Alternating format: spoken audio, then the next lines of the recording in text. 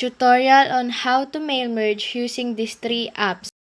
Una, open nyo muna yung Excel app. Tapos, gawa kayo dyan ng kahit name, age, tsaka bahay lang nila. Then, save nyo po. After i-save, punta ka sa Access. Pagkatapos pumunta sa Access, gawa ka ng database mo.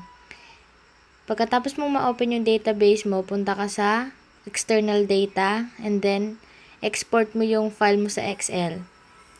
Then, browse mo lang siya. Tapos, kapag nahanap mo na, open mo lang siya. Tapos, okay. After nun, next mo lang. Next, finish. Tapos, save import steps. Then, save import. Pagkatapos nun, save mo na siya.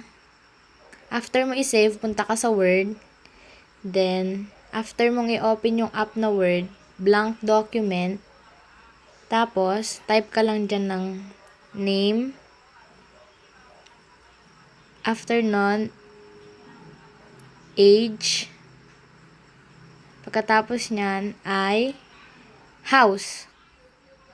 And then, after nun, punta ka lang sa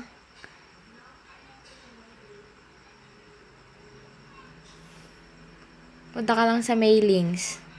Then, start mail merge. Tapos, step by step mail merge wizard. Then, next, browse. Then, i-paste mo lang yung blank database na ginawa mo. Tapos, okay mo lang siya. Then, insert merge field. Lagay mo lang dyan sa name, age, tsaka house. After nun, pwede na siya. Okay na. Okay na yung mail merge mo.